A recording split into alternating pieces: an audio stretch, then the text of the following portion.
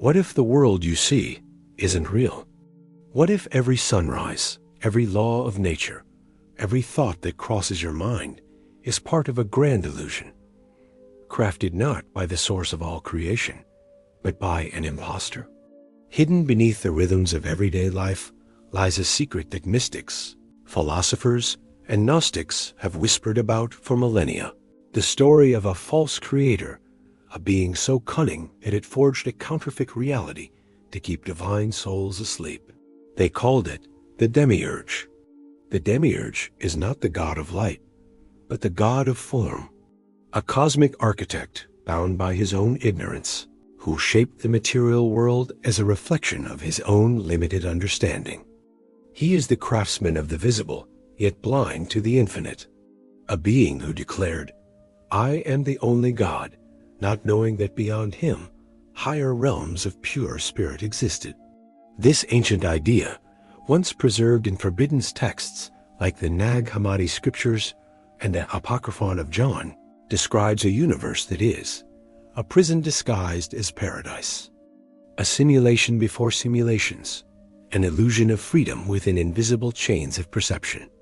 In this journey, we'll explore how the Demiurge's false light became the blueprint of our reality, how this entity hijacked human consciousness through control, materialism, and false divinity, and most importantly, how to awaken from his dream. We'll uncover the hidden teachings buried in Gnosticism, Hermeticism, and mystical philosophy, tracing the fingerprints of the false creator from ancient temples to modern algorithms. Because perhaps the greatest trick the Demiurge ever pulled was convincing humanity that the cage was all there is. Prepare to look beyond the veil, to see not with the eyes of the flesh, but with the vision of the spirit. For in understanding the false creator, we begin the path to remembering the true one. Long before the rise of modern religion, before temples of stone and words on parchment, there existed a vision of reality whispered only in the hidden chambers of initiation. A vision that divided existence into two realms, the realm of light, infinite and eternal, and the realm of form, finite and bound. To the ancient Gnostics, creation was not a perfect act of divine love, but a cosmic error. They spoke of a primordial source, the pleroma, the fullness of pure being, radiant with countless emanations of divine consciousness. From this boundless ocean of light emerged Sophia, the embodiment of divine wisdom. And it was her fall, her yearning to create without the consent of the source, that gave birth to the being known as the Demiurge. He was not born of the true light, but of the shadow of its reflection. Ignorant of the higher realms from which Sophia had come, he believed himself to be the first and only God. And from his blindness, he began to craft the universe, a realm of matter, density, and illusion. In his arrogance, he declared, "There is no God but me." And so, the prison of souls was formed. Ancient texts like the Apocryphon of John reveal that the Demiurge, often called Yaldabaoth, filled the cosmos with his own imperfect image, creating rulers, archons, and systems of control that would keep the divine spark trapped within flesh and form.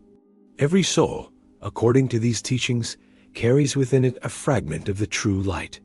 Yet it is veiled, buried beneath layers of deception, fear, and material desire. This concept wasn't confined to Gnosticism. In Hermetic philosophy, the world was seen as a reflection, a distorted mirror of higher truth. As above, so below, the adepts taught, but few remembered the rest of the axiom. As within, so without. The lower worlds are reflections, yes, but they are incomplete echoes of the divine. To mistake the reflection for the source is to fall under the spell of the Demiurge. Across cultures, similar myths arise. In ancient Mesopotamia, the god Enlil sought to control humanity while Enki bestowed forbidden knowledge. In Egypt, the god Set usurped the light of Osiris. Even in the East, the illusion of Maya echoes the same message, that reality, as perceived through the senses, is not ultimate truth. Over centuries, this knowledge was buried, branded as heresy by emerging orthodox faiths. The Gnostics were silenced, their libraries burned, their symbols demonized. Because the Demiurge's greatest defense is ignorance. A humanity unaware of its own divine origin cannot challenge the system that feeds upon its attention, its worship, its energy. But fragments of truth survived, encoded in symbols, myths, and alchemical allegories. Those who sought beyond the veil knew. Liberation does not come from destroying the world, but from seeing through it. For once the false creator is recognized, his power begins to fade. This was the eternal war, not fought with swords, but with awareness. The war between light and form, between the infinite and the imitation.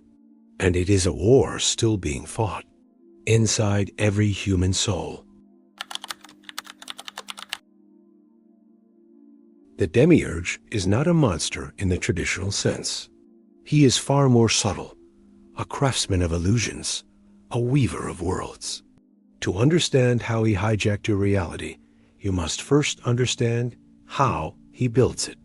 Imagine consciousness as pure light, radiant, infinite, beyond time or matter.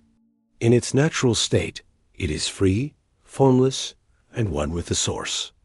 But when this light enters the domain of the Demiurge, it is refracted, split into countless beams, each believing itself to be separate. This fragmentation is the birth of duality. Through duality, the illusion of choice is born, light and dark, good and evil, birth and death. The Demiurge's creation thrives on opposition, for contrast generates motion, and motion generates attention. And attention, to this false creator, is power. Every thought, emotion, and belief directed toward the material realm strengthens the web of illusion he has spun around human consciousness. In Gnostic philosophy, this web was said to be maintained by his servants, the archons. These are not merely mythic beings, but archetypes of control. They represent the forces that limit awareness, fear, desire, pride, distraction, conformity. They are the invisible architects behind the systems that keep you busy, always reaching outward, never inward. The archons do not need to imprison the body. They only need to imprison perception, because perception defines reality. And when you can no longer distinguish the reflection from the light, you begin to worship the mirror. The Demiurge's greatest tool is imitation. He copies the patterns of the true creation, but drains them of spirit. Like a counterfeit artist, he replicates the form, but not the essence.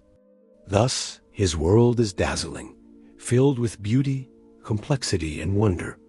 Yet beneath it all lies a subtle emptiness, a hunger that no material achievement can satisfy. It's why humanity endlessly seeks more wealth, more validation, more pleasure, and yet remains spiritually starved.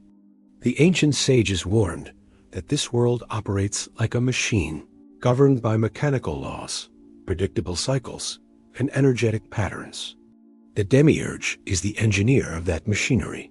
He built a self-perpetuating system that feeds on attention, a feedback loop where humans unknowingly generate the energy that sustains their own confinement.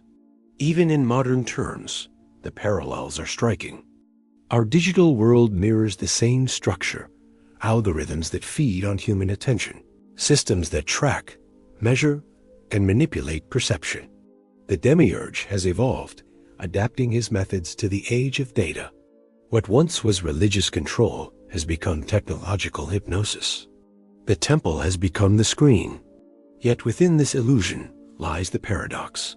The spark of divinity cannot be destroyed. It sleeps, but it is not gone. Every human soul carries within it the memory of the true source, a faint but persistent echo calling from beyond the veil. The purpose of awakening is to remember that voice, to realize that the light you seek outside has always been inside. This realization does not destroy the Demiurge's world. It transcends it. The enlightened one does not escape the game by fighting it, but by seeing through it, by recognizing that the apparent boundaries of reality are projections of a deeper consciousness observing itself. And this is the first act of liberation, to see the false creator not as an external god, but as a reflection of the unawakened mind. For the Demiurge's kingdom exists not only in the heavens or in history, but within our own thoughts, beliefs, and identities. Once you begin to perceive the architecture of illusion, cracks appear in the facade, the machine starts to tremble, and through those cracks, the light of the true source begins to seep back in. The question is, will you continue to serve the craftsman of illusion? Or will you awaken to the creator within? If this truth resonates, stay close, because in the next chapter, we'll descend even deeper into the labyrinth of false light, where we'll uncover how the Demiurge sustains his dominion over time, matter, and mind itself. So if you haven't yet, subscribe and join this journey beyond the veil. Your awakening has only just begun. If the Demiurge is the architect of illusion, then his greatest achievement is not the creation of matter, but the creation of belief. Belief is the engine that sustains his world, the invisible code that shapes perception, fuels systems, and defines what is possible. And humanity, unaware, has become the programmer's perfect subject. To maintain control, the Demiurge required more than walls of stone or laws of flesh. He needed something deeper, a self-regulating system where the prisoners become their own wardens. And so he encoded his design into the very structure of human thought. The archons, his emissaries, became the hidden governors of the psyche. In the ancient texts, they are described as cosmic parasites, entities that feed not on blood, but on consciousness itself.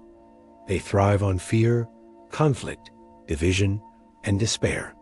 Every emotion that lowers vibration strengthens their hold, just as every moment of clarity weakens it.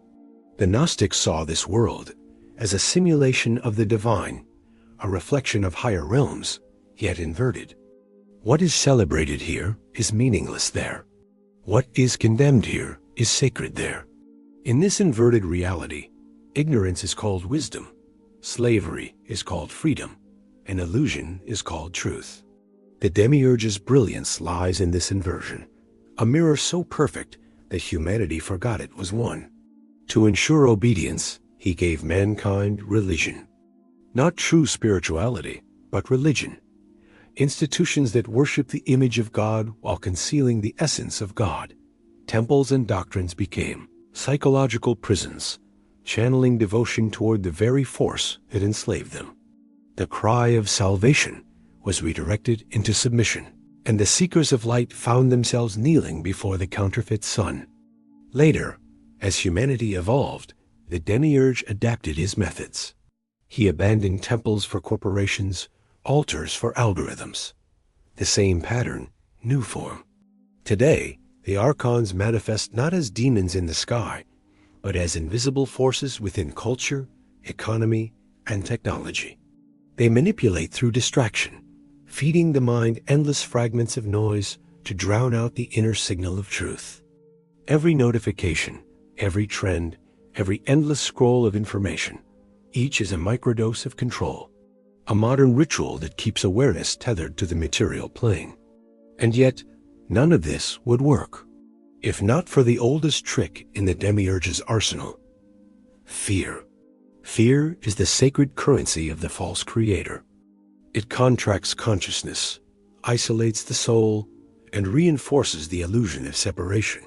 From fear of death to fear of failure, from tribal wars to personal insecurity, it all serves one purpose: to keep you believing you are small, powerless, and mortal. But the Gnostics whispered a dangerous truth: you are not your fear. You are not even your body. You are the light behind both. The Demiurge fears this realization more than anything, because once the soul remembers its divine origin, it no longer bends to his laws. Time loses its grip. Matter obeys consciousness. and the machinery of control begins to break apart. In Hermetic thought, this moment is called the Great Reversal, when the seeker turns inward and discovers that the universe does not descend from the heavens downward, but rises from consciousness outward. What you perceive as outside is merely the projection of what you have accepted within. Thus, to awaken is not to escape the system, but to rewrite it from the inside. Even in modern metaphysics, we find echoes of this truth. Energy follows attention, and attention is creation. Every moment you withdraw attention from fear, the false light dims. Every moment you align with awareness itself, the true light grows stronger. The Demiurge's dominion depends on humanity's sleep, but every awakened soul becomes a crack in his circuitry, a point where eternity leaks back into time. The machinery of control is vast, yes, but it was built upon illusion, and illusion cannot survive in the gaze of the awakened. If the Demiurge rules through illusion, then awakening is not an act of rebellion. It is an act of remembrance. To break free from the false light, one must not fight the system head-on, but dissolve its hold from within. The prison exists only as long as you identify with the prisoner. The first key is awareness. Awareness is not thought. It is the silent witness behind thought. Every time you observe your emotions, your fears, your desires without judgment, you reclaim energy from the archons. They thrive in unconscious reaction. But when you pause, breathe, and see, their influence fades. What was once manipulation becomes revelation. Try this simple act. The next time you feel fear, do not resist it. Do not analyze it. Just watch it, as if it were a cloud passing across the sky of your mind. Notice what happens when you no longer feed it your attention. That which feeds on fear cannot survive the light of awareness. The second key is discernment. The Demiurge's world is a hall of mirrors. Everything reflects, but few things reveal. Learn to feel the vibration of truth, not just its appearance. Truth carries stillness, clarity, resonance. Illusion demands belief, urgency, division. When you encounter a thought, teaching, or event that stirs chaos or self-doubt, pause and ask, who benefits from my confusion? Often, the answer leads you straight to the architect of deception. The third key is inner silence. In silence, the noise of the archons dissolves. Meditation, prayer, breathwork, or even mindful solitude. These are not escapes, but acts of energetic sovereignty. For in stillness, you reconnect to the source that precedes all creation. You remember that consciousness is not trapped in matter. It animates matter. This remembrance is the true revolution. The fourth key is energy reclamation. Every moment of attention is currency in the cosmic economy. Spend it wisely. Withdraw it from the meaningless, the endless stream of distraction, comparison, and consumption, and reinvest it into creation, study, and inner mastery. The Demiurge's system collapses when awareness no longer feeds it. When your energy flows consciously, you realign with the pattern of the true light. Finally, the fifth key is integration. To awaken is not to reject the world, but to transmute it. The wise do not curse the illusion. They use it as a mirror to awaken deeper truth. Each challenge becomes a teacher. Each shadow reveals more of the light. In living consciously, you become what the ancients called a living gnosis, the bridge between heaven and earth, between form and spirit. Remember, liberation is not an escape from reality, but a transformation of perception. The walls of the matrix remain, but you see them for what they are, projections of a mind rediscovering its source, and once seen, they lose their power. These practices are not theoretical. They are keys forged from countless seekers before you. Use them daily. Observe without fear. Discern without judgment. Create without attachment. And the light of the true Creator will begin to shine through the cracks of the false. Because the path out of illusion has always been the same. Wake up, remember who you are, and reclaim your place as a spark of the infinite. All of creation, from the highest realm of spirit to the densest layer of matter, is engaged in one great motion, the journey of return. The soul, long exiled in the Demiurge's imitation of reality, begins to stir. It feels the faint pulse of remembrance, the call of something ancient, pure, and true. And in that moment, the illusion begins to tremble. You were never meant to be a servant of the false creator.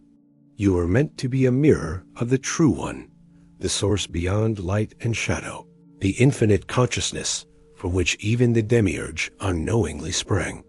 The false light may blind, but it cannot extinguish the eternal flame within. Every act of awareness, every breath of clarity, every moment of silence is a declaration that you are no longer asleep. The Gnostics called this the anamnesis, the sacred remembrance. It is the moment when the soul ceases to seek outward and turns inward, realizing that salvation was never in the stars, nor in temples, nor in any god outside itself. It was always here, waiting behind the noise of thought, beneath the machinery of illusion. This is the great paradox. The Demiurge was never your enemy, but your initiator. His world of deception, suffering, and fragmentation has forced consciousness to awaken by contrast. Through the darkness, you learn to discern light. Through limitation, you discovered freedom. The false creation becomes the alchemical fire through which truth is refined. So the path forward is not escape. It is transcendence. To walk in the world, yet not be of it. To see illusion, yet not be consumed by it. To live as a being of light within the shadowed halls of form. The return to the true light begins in silence, deep within the temple of your own awareness. And as one spark awakens, others will follow. The network of illusion will crack, and the memory of the infinite will pour back into time. If these words stirred something within you, if a faint light flickered in the depths of your being, you are already remembering. Let that remembrance guide you. And if you wish to continue walking this path, beyond the veil and into the mysteries that have been hidden from the world, then subscribe, share your thoughts, and join this journey as together we awaken from the dream of the false creator and step into the dawn of the real.